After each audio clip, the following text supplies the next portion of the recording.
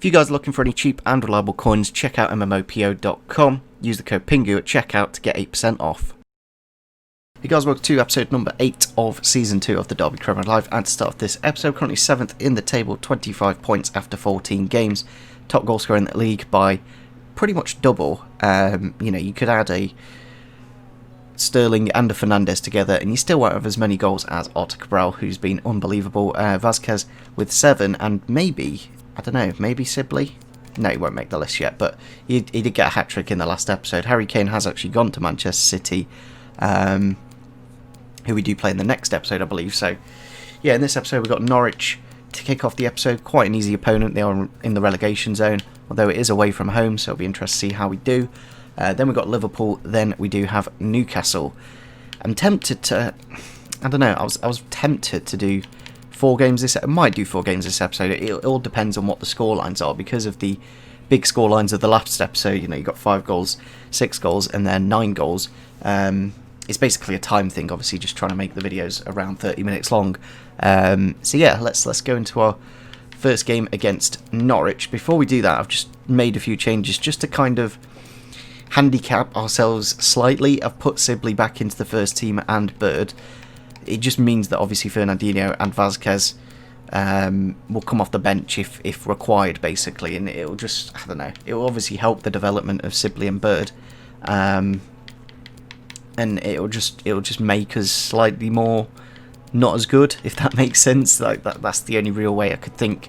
Like the proper way to handicap us would to be take Cabral out, but yeah, we won't be doing that. But yeah, going into this next game against Norwich, it's going to be interesting to see how we do, of course. I might actually put Adam Ider on the bench if he's got the stamina. No, he doesn't. He's got no match sharpness, but he has grown to a 73. If I just compare both Delap and Ider, they're quite similar. You know, there's a couple of stats here and there, but all in all, quite similar. Here we are then against Norwich City at Carrow Road, obviously. Going to be interesting to see how their team lines up, a team that were promoted with us, so not exactly the strongest, but I think we did lose against them in the Carabao Cup 3-1, with a very similar team to this one. Tim Krul in goal with Widmer, Craig Forsyth, former Derby player, of course. We did do him in a swap deal with Ider, I think. Grant Hanley, Byram, Thomas, Hene and Cantwell, Buendia on the left, Stiepermann and Morris up top. Obviously, bit odd that Forsyth's on the right when he's a left-footed centre back, but it'll be interesting to see how we do, of course, with the likes of Sibley and Bird from the start, just basically to make things more difficult. We are in the rain as well, which is another, like, Ultimate in the rain is like slightly more difficult, so it'll be interesting to see how this game goes. Chance it in the box for Morris early on. Good save from Ramsdale though. Not quite cleared it, and it's gone into the back of the net. I thought that was wide. That was such a weird, I don't know, just a weird shot from Stiepermann. As you can see, the rebound went straight to him. How's that gone in? He's literally stood on the pipe. I don't know how. I thought I saw something funny. That's in slow-mo as well. This is in full speed. You don't even see it in full speed. In slow-mo, his arm goes... Whoop. Does his arm... Oh, this game.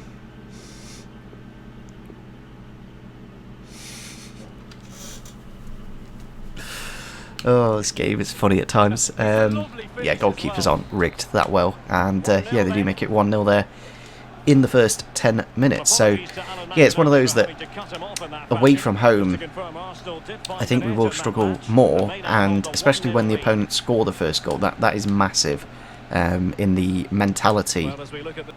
One side to Cabral, over to Sibley. Obviously, he did score a hat-trick in the last game against Arsenal, but it's gone to Cabral, into the back of the net, and it literally everything that this guy's touching at the minute does seem to find the back of the net, and that's his 23rd goal in, I think I had a look, it's 14 games now, but it was 13 in 22, which is unbelievable. And yeah, 23 goals for the big number 9, and yeah, if we get a big offer in January for like 60-70 million, then I definitely would consider it, because then it would just give us the opportunity to buy a new striker, to buy new fullbacks and to, I don't know, just literally have money. Sibley with the ball here. Knight's making the run, which I do like about Knight. Can he get it on his weak foot? He can. Into the back of the net, and we do quickly reply pretty much back-to-back goals for Jason Knight to make it 2-1 to get us back in lead. Well, get us into the lead anyway. I might consider once Shuni does leave the club to give him that number 4 as well. Yeah, on his weaker foot, really good strike into the back of the net to get his 4th goal of the season. Really brilliant play, like both on the game and in real life. Like, he can just run a game really, really well. Chance here for Stiepermann into the back of the net to make it 2-2. Really good run from him, and defence weren't really there to prevent that goal. And as you can see, I think Fosu Mensah just kind of ran out of the way, pretty much, Fosu Mensah. But yeah, Stiepermann with a couple of goals in this game to keep them in it. Vasquez off the bench now. Going to lay it off for Cabral. Back in the middle for Vasquez with the shot, and into the back of the net we do go. Back into the lead this time, and yeah, straight off the bench. Vasquez, obviously Sibley, still quite young and doesn't have the best of stamina, so subbing him off. I think that might be the the option that we do going forwards, just to obviously develop Sibley more, and whenever needs be, bring on Vasquez just to help us up front. There we go, full time against Norwich. A narrow win. Really had to try in that game to get that result, and we did in the end get the 3 points. Obviously Stiepermann with a couple of goals, but Cabral, Vasquez and Knight, not too many highlights really. If you look at the match stats, like, not many shots between the two teams.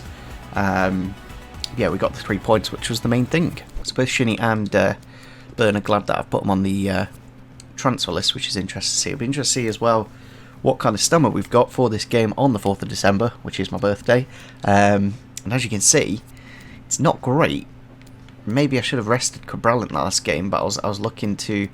well, we kind of brought on Clark towards the end, who did quite well, just to make sure we got the 3 points. So I guess it's kind of cost us fitness-wise for this game. He should be just about okay. But yeah, as you can see, we did sub off Max Lowe, who was quite low, and it did pay off in the end because he's gone up to 90 stamina, whereas he'd probably be in 70s if it wasn't for the substitution. So we may need to rotate the team slightly. Bobby Duncan grown to a 66. Might be tempted to play him against Liverpool, obviously his former club, and obviously Jordan Ibe. But I think other than that, I'm not too sure if there will be many changes.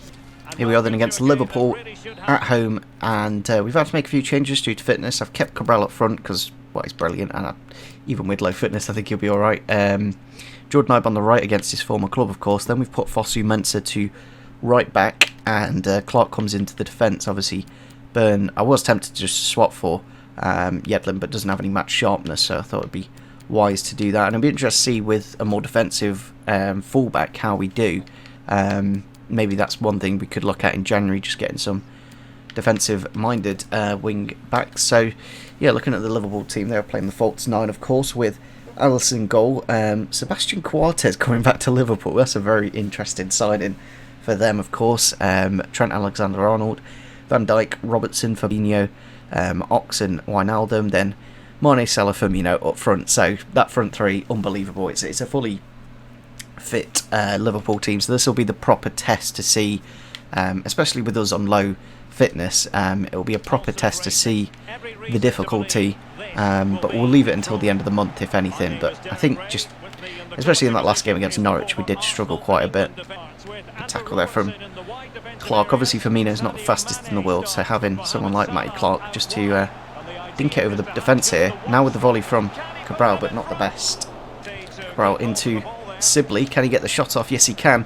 But obviously Alisson at like probably 92 rated now is going to be a very tough goalkeeper to beat today. So we will get Sibley on the corner just to whip it into the back post if Cabral can beat Virgil van Dijk in the air.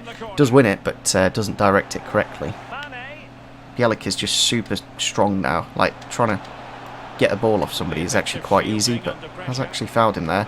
Firmino's in the box, across to Salah with the shot, and they do make it 1-0 there in the 20th minute with the Egyptian king, of course. I kind of knew that we were going to concede at some point in this game, but would have been nice to get the first goal. But Mane, just unbelievable strength. To keep off Bielik is actually ridiculous. And yeah, first time shot from Salah to get his 9th goal of the season. And obviously now it's going to be a much more difficult game because they have scored first. Ball inside here with Joswiak. Can we get Cabral through? Can he get on the end of it though? He can, but good save from Alisson. He's made a couple of good saves now, and you know, a weaker goalkeeper probably would have conceded. Chance here in the box for Fabinho. He's got a decent shot at him. Laid it off back to him. It's just unbelievable when they're pinging it around like this. Like, how do you stop that from happening? And they have made it 2-0 there to end off the first half. I think it's Firmino with the goal. It might be Ox. It's Ox with the goal. But yeah, as I said, like, unbelievable. Like, how do you get the ball when they're just... I don't even see these passes, but they're doing them. Matty Clark nearly got a foot on it, but it is his first goal of the season, and that'll be the end of the first. Liverpool on the attack here. It's gone through for Mane into the near post, and there's 3-0 to Liverpool. And as I said, like, when you are playing against a well put together team like Liverpool on ultimate difficulty, I'm going to struggle, and that's what I want. And I may beat teams like Arsenal in that last episode quite big, just mainly down to selection choices. You know, the likes of Ozil as a two-man midfield just defensively isn't very good.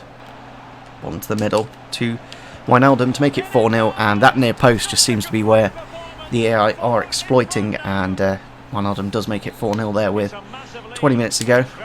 Chance here for Liverpool through the middle. Clark's put the tackle in but missed it, and it is 5-0 to Liverpool, just like the Burnley game.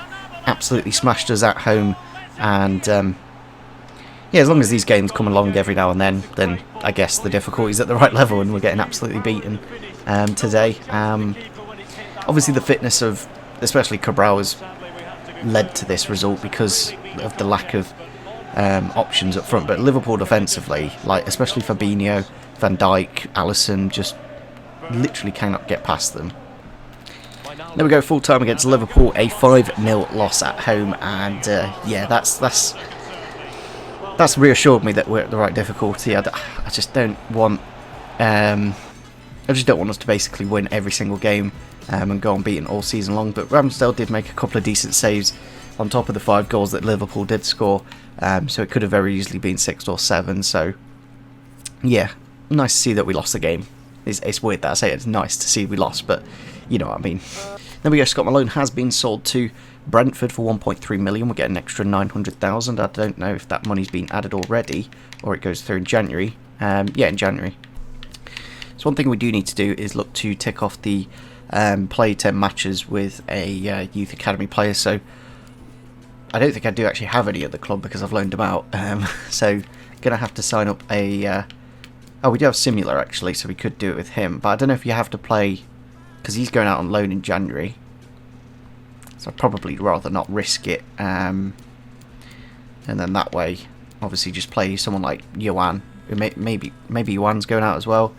Let me just quickly check. So let's have a look at what we've actually got in our youth academy just to see what we could bring in and play. Of course, what I'll do is I'll just sort it by rating. As you can see, this guy looks good, like he's got good pace and pretty good dribbling and ball control, so we'll probably sign him up to the senior team. Then we've got Georgiev from Bulgaria as well. Pretty good potential. I kind of need more defensive players, if anything, if I'm going to get them in. So I've just signed up a couple of youth academy players. We've got Georgiev and Konstantinov. Both look pretty decent in terms of stats. Like, they've both got some pretty good ones actually, like 85 agility and 80 agility is actually really, really good. They're not bad, like especially these two in particular, so I think if we can potentially get some game time for them, we'll just tick off that objective and obviously make sure we do that. So let's go into the game against Newcastle. I will actually change the kits. This is definitely one that kit clash is a bit of an issue. Obviously because of the Newcastle white. I might be tempted to play Newcastle in their away kit and then us in our away kit, because like none of these kits are really that good for clashing. Obviously we've got the white kit, but then I guess we could play our white kit and they play in their alternate kit. But yeah, it's one of those where kind of difficult to prevent the kit clash. So what I'll do is put one of these youth players on the bench, and if we get the opportunity, we can potentially sub them on. Here we are then at St James's Park. Nice to see Alan Shearer there, obviously, Newcastle legend, and yeah, it's kind of nice that they've added that feature. Don't think we've made any changes to the first team 11, but we do of course have Georgie V on the bench to potentially bring on. So they are playing a 5-4-1, which is a formation I might consider playing, especially like when we're playing Manchester City next, because of that 5-0 loss we just went through against Liverpool. Defensively, we just have to be much more solid. But yeah, they've got Dubravka in goal, Manquillo and Richie at fullback, then Daley Blind, Connor Cody and Savic as a back three. That's actually a really good back three, like all three quality defenders. Jamal Lewis is a right mid, then Campagna on the left, Gel Mario, Christian Atsu as a centre mid, and Callum Wilson up top. Now, this might be a case of, you know, the Everton or the Arsenal game where, you know, Christian Atsu just has no defensive awareness, so it's going to be interesting to see how they do. Obviously, they do have a back five, but so did Arsenal. So yeah, it's just kind of annoying when you see that kind of lineup, and you kind of can see the outcome already happening, but we'll wait and see. Maybe Newcastle will do well. Gray bringing it forwards here with a bit of pace. Chance to get Joswiak through. If he can get on the end of it, he has got it. Can he finesse it into the back of the net? Saved by Dubravka and cleared by the Newcastle defender. Obviously, DeAndre Yedlin coming against his former club. So good to see if he will do well. Chance here for Sibley, but blocked. Sibley with the ball into Gray. Gone into the box now. Can he dink it into the middle? It's laid off by Sibley into Cabral. And that's a really nice, well-worked goal to get us 1-0 up in the 30th minute with the big man, of course. And yeah, it's kind of good to get a goal in the first half. If you wait till about the 60th minute, it just gets super difficult to break the deadlock. But yeah, St James's Park, massive stadium, and good to see the away fans cheering that one. Wasn't the best of crosses from Gray, but we kind of improvised with it, and simply lays it off for Cabral with the first time shot into the back of the net, and gets us the lead. One side here to Cabral, lays it off for Sibley. Can he get the shot off though? He can. Came off the keeper and into the back of the net. A little bit of luck from Louis Sibley, but we'll take that. I'm not too sure if the goal will go down as his. But yeah, it was a good start to the second half to get the second goal, to get that cushion, just to give us the opportunity to get the 3 points after losing 5-0 against Liverpool. But a really good little space of run. It'll be interesting to see if it does go down. It does go down to Sibley, so that's good to see. It'll add to his growth, of course. He has gone to a 74. But if we can get him into those high 70s, that would be great. Tackle there from Fosu Mensah into Jason Knight. Now up to Sibley, but intercepted by Connor Cody. Wilson slips it through for Jamal Lewis. Not the best at shooting, but has found the back of the net with that one to make it 2-1. I was expecting, you know, a left back. It'd be interesting to see what position he actually is down as on the game, because obviously they can develop players, but what position? See, they've got Richie at left wing back as a right mid, and then left back playing right mid. So yeah, gets the goal to make it 2-1, so we do need to be careful now. I think I will bring on Lucas Vazquez. I don't know if we'll get Georgie V on. I don't know if it's Georgiev or Georgie V. We'll call him Georgie V because that's a better name. Because I don't want to throw away the 3 points. So it's one of those where that's more important than playing academy players and getting an objective ticked off. So I think we'll leave it for now. Maybe we'll just do it in the last 5 minutes just so it ticks it off. See, now that Newcastle have scored, they just ping the ball. Like, the difference is so annoying because you can see the mechanics and the way the game works as soon as they score a goal. Like, they actually switch on and start playing. I've got it with Jamal Lewis here. Good tackle though from Fosu Mensah. Chance here for Ibe to cut inside. Slips it into Cabral's path. Just a little bit too wide to get the shot off, but it's laid off with Ibe with the shot into the back of the net to make it 3-1. And yeah, good little impact sub for Jordan Ibe to come off the bench. Really good creativity wise, but just that slight less pace than Damari Gray. But it's good to have both of them. I think they're both very good right midfielders. But Jozwiak predominantly on the left, and maybe somewhere we need to look at, because we do have Lawrence, and even Vasquez can play on the left. But I think maybe looking at a left midfielder, just in case Jozwiak does get injured. But with Wilson across to João Mario with the goal to make it 3-2, and I've literally just brought on Georgie Vev. Hopefully I can bring Knight back on just to be a bit more defensively better. Yeah, we'll do that then. I'll just play Georgie Vev at attacking midfielder, just so hopefully we can hold off in these last 10 minutes. A little bit of a gamble, but I do need to tick off these objectives. As you can see, he's just so... It's the way they look, it's kind of annoying, just the defaultness. He does actually feel quite good on the ball for a 63 rated player, so we'll wait and see. Chance here for Ibe in the box. Across to Cabral, now into Vasquez. Can he finish it off? Yes, he can. And that just gives us that extra cushion again, just to make sure we don't concede a late goal and lose the 3 points. So, yeah, I think we can probably just about get a youth academy player in for the next 10 games, and then we'll play. There might be a point where we need to play 2 in one game, but I'm kind of hoping I can just stick to one a game, because then it won't cost us too much. Next full time at St James's Park, we do get the 3 points away from home. One of the objectives is to keep a clean sheet away from home, and it's 3 in a row, and I just don't know how we're ever gonna do that. Arthur Cabral with the man of the match again. Bit of development, just as we do. Managed to sell him. It is Scott Malone going to a left back. He was a left wing back before. Obviously he was mainly there just for backup. We were looking to sell him, but there is a bit of interest here for Morelos. £15 million bid for the striker. Obviously, as I said, I wouldn't be massively against selling Cabral because of his price tag and the lack of funds we do have. If we did sell him, obviously this thing doesn't work. If we did sell him and then made a load of money, we could basically bring in somebody like Morelos. As you can see, he's gone up to 26 million, gone up at 73% increase in value. But they do have a 25% sell-on clause, which I did actually forget about. So what would that be on 30 million? So it would be quite a bit actually. It'd be basically 10 million.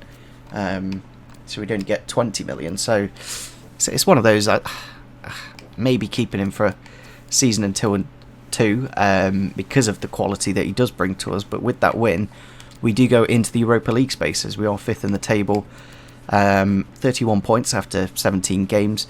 And yeah, like, as long as we don't, win the title, then the difficulty isn't an issue. But as long as we, stay about 5th. 5th is about the highest I want us to go in terms of the length of the season. But we do have Manchester United next, and after that we do have Manchester City, Spurs, and a few other very tough games. So I think in terms of what will happen in terms of the league position, it's very still a long way away until anything happens. So Matt Clark does want to play the next game. I'll think about it. Risk of losing 3 players. So I think Fernandinho is one that I will extend by a year, just because he is so good, and I don't want to lose him on a free. And Byrne and Shinnie, they're the ones that are debating what to do with them, really. I will go into contract negotiations now. Oh.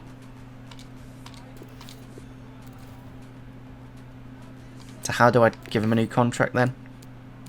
I hope the second we get into January, we have to do it, basically. So, yeah, I think one thing I will try, I don't know how much actual money we have in terms of wages. So we've got 46k. How much does that convert into? Not that much. I was hoping for a bit more. I was hoping to do some kind of swap deal with the likes of Shinnie or Byrne, but I just don't think that money is going to, 800,000 isn't going to be enough to get one of these players. I'm just trying to think if there's anyone really, really young that we could get for a cheap price. But as you can see, both of these are going to cost us about 10 million. Don't think we need Matai Vidra. We could maybe try for Kadioglu. I don't think we really need him though, that's the thing. Same with Curtis Jones, I don't really need either, and I doubt they're going to want Shinnie or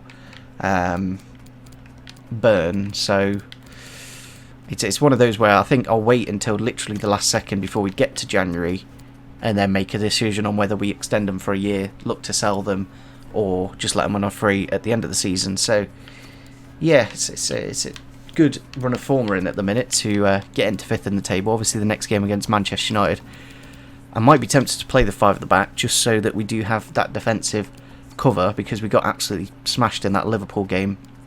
If we go to something like this, bring in Clark into that defence and then obviously just drop Bird back to a CDM role. Can you turn? There we go. So that way, hopefully conceding goals isn't that much of an issue. It's really scoring goals. Obviously Cabral up front pretty much on his own. I will pop Gray on that right, but a good bit of growth there to Lucas Vasquez, to a 80 rated player. Sibley we've already mentioned, going to 74. Don't think anyone else has grown. Let me just check the reserves. Adario Biayo's gone to a 73, he was 72 before. And I think that's about it in terms of ratings. Yeah, it is. So yeah, I think we'll wrap up this episode here. It's been a pretty productive one. Obviously the Liverpool loss wasn't great, but it means I'm at the right difficulty, and obviously this next game against Manchester United, we'll try the 5 at the back, I think, in the next episode, just to see how it does against a bigger team. As you can see, Cabral is basically 2 Bruno Fernandes. that's what he is, and we also have Vasquez on 9 goals in that top scorer area. Vasquez with the top assists in the league, Cabral with 8, Ibe with 6, Sibley with 5, good to see, Joswick with 4. Joswick hasn't been that phenomenal this season, but then again, when Cabral's literally outshining, it is very difficult. If we just quickly go over to the top goal scorers for the club, as you can see, Cabral with a ridiculous amount, Vasquez with a lot of assists, obviously mostly to Cabral. Sibley doing well, obviously I've just put him in recently to get him some ratings up, and yeah, it seems to be going productively. Jason Knight with a nice bit of contribution, even Delap, coming off the bench occasionally getting a goal. Lawrence with a couple in 4 games, 7 assists in 14 for Ibe, but Joswick's only scored 1 goal and he's got 5 assists, so it's one of those where it would be nice if he got a few more goals, because I don't know, because at the same time, like, my other winger's not scoring that many. Like, Ibe's only scored 2, so I guess he's doing the job, and we're 5th in the table, so I can't really complain with anyone. So yeah, I think all in all, we're doing well indeed, and obviously looking to thin out the squad in January would be great. So yeah, hopefully guys did enjoy this episode. Make sure you do suggest any signings that we should be making, mainly right backs, and maybe a backup left midfielder just for Joswick. I'm not too sure, but yeah, I think the squad's at a really good place, so I don't need to massively invest anywhere until next season pretty much. So we'll have to wait and see what we do in January. But yeah, make sure you do leave a like rating if you are enjoying the series, and see you soon. Bye.